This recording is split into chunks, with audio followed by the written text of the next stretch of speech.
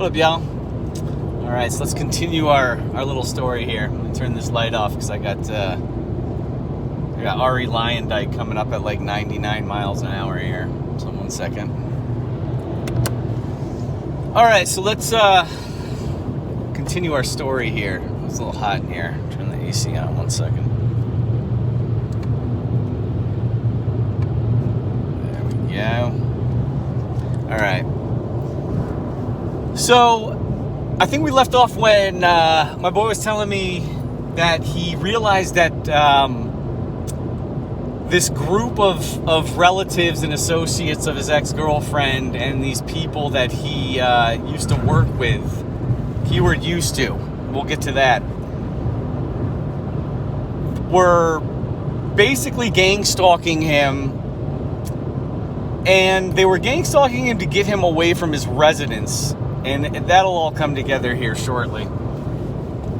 So I'm like, okay, so what did you do once you realized that they were just fucking with you? And he's like, well, I just like was fucking shocked, and I just decided to drive home. I was like, it was disgusting. It was one of the worst feelings ever. I couldn't even believe it was happening. And I'm like, okay. And he's like, I'm like, how far away were you eventually when you realized they were fucking with you? He's like, probably an hour and a half away from my house. And I was like, holy shit, wow, the moon is amazing right now. Hold on, let me see if you can see that. I don't know if y'all can see that or not. Oh man, it just disappeared behind the hill. You should pop back over in a second. It's like red. Yeah, check that shit out. It's pretty cool. Okay, so he's like, it took me like hour and a half, 2 hours to get back. I had to stop, get gas or something. And he says when he gets home, he notices the floor is incredibly filthy. And this is a kid who usually keeps his house really fucking clean.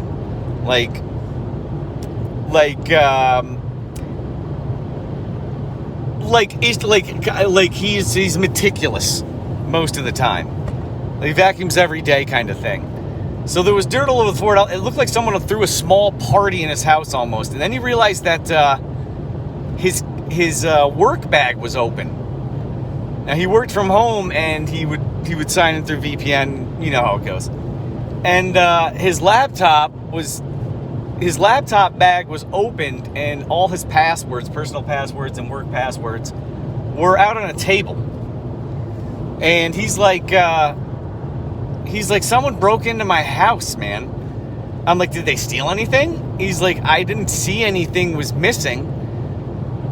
But he's also like, I think that the two things were related. And I'm like, okay, so someone broke into your house, didn't steal anything. How'd they get in? And he's like, I don't know. I didn't notice anything at first. And then he's like, the next day, I noticed that the window was all fucked up. Originally, I thought that someone had come in through the door. And I'm like, someone came through the door? How? Like, someone had a spare key or something? And he's like, yeah. He's like, the dude who used to work on who did the repairs on the place before I moved in had a spare key and he could get in. And I was like, okay. I'm like, why would he go in and steal your key bank passwords or your banking passwords? And I'm like, I don't know. I have no idea why he would do that. But I started to think about it when I thought about, and I'm like, yeah, I know where you're going with that. He's like, yeah, there were employees there. That's a little weird. And I'm like, what would they be doing? And he's like, I don't know, dude. It's fucking weird as hell. And he was telling me that the worst thing about it was that the people that he used to work with, he liked. Like, he's like, I don't know why they would be involved in something like that. So I'm like, okay, so you think they broke into your house to steal your passwords, to set you up or something? And he's like, I have no idea. He's like, I have no clue. He says he didn't understand why they would even do it because he didn't have permissions at that particular job. That would do that. I mean, maybe they could use them to fuck with him in some way. I don't know. It's just a very strange thing that he couldn't explain. And I'm like, okay, so someone broke in your house, didn't steal anything, accessed your passwords, personal passwords, and your banking passwords. He's like, yep, they were both out on the table. I zip them up in my bag every weekend. So I don't want to see them until Monday morning when I have to go back to work. I'm like, okay, that's definitely weird. I'm like, well, did you call the cops? And he's like, I called the cops the next morning because I was so fucked up that night. I just fell asleep when I got home.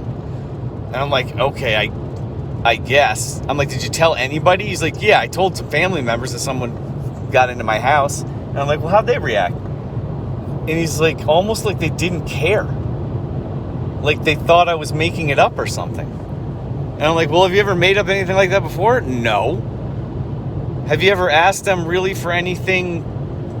Has anything like that really ever? I'm like, no. He's like, and I'm like, well, why would they not think you were serious? He's like, I have no idea. And I'm like, okay, so you call the cops the next morning, what'd the cops do? He's like, dude, the cop didn't even seem like he was a real cop. He didn't even have like the correct uniform on. And I'm like, what do you mean? And like, I don't know. He's like, I don't know. He had the aura of like a fucking actor.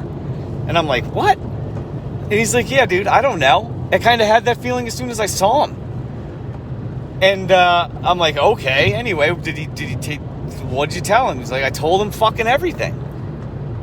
And how did he respond? He's like, he didn't really do anything at all. He took a few notes down on a piece of paper.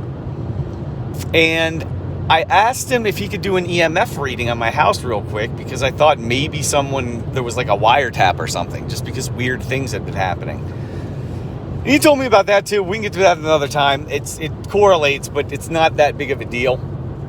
The EMF thing is kind of crazy. So listen to this shit. He asked the police officer to do an EMF reading. The police officer did not even check the doors or windows in the house. Had he checked it, he said that he would have noticed, the police officer and him would have noticed at the same time, holy shit, this window's ajar from the top and the bottom. It was closed, but it was not flush. So someone could obviously have gotten in through that window. Someone clearly went through the window at some point. Was it this time? Who knows? Anyway, the police officer apparently did not inspect anything. So this dude asked him to do an EMF reading.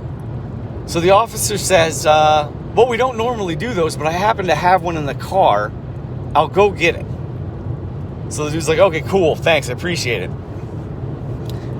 He gets it, and the dude's like, dude, this cop either didn't know how to use an EMF reader, or he was faking like he knew how to use it, because it was so bad that after the cop left, this dude called his sergeant and asked for another police officer to come out and do the same thing because this guy was so shady.